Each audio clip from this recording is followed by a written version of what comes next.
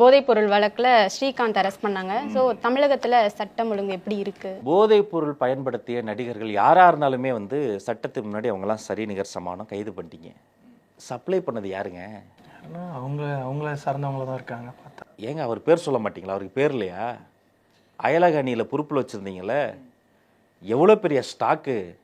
ஆஸ்திரேலியாக்காரன் அலறி இன்டர்போலுக்கு இன்ஃபர்மேஷன் சொல்லி அயலக அணி பொறுப்பாளர் இருந்த திமுககாரை அரெஸ்ட் பண்ணாங்க.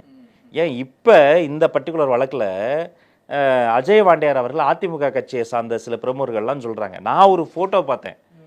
அஜய் வாண்டியார் அவர்கள் அவ்வளவு நெருக்கமாக மாண்புமிகு பள்ளிக்கல்வித்துறை அமைச்சருடன் நெருக்கமாக இருக்கக்கூடிய ஒரு ஃபோட்டோ காமிச்சாங்க.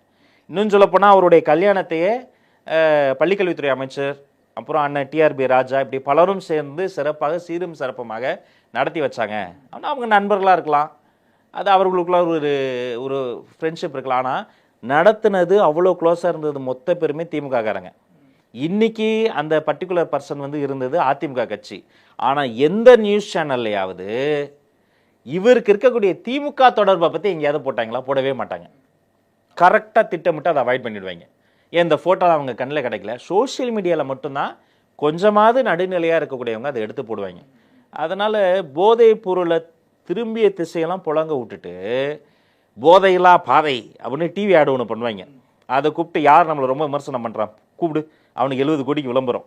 போதையில்லா பாதை, அதில்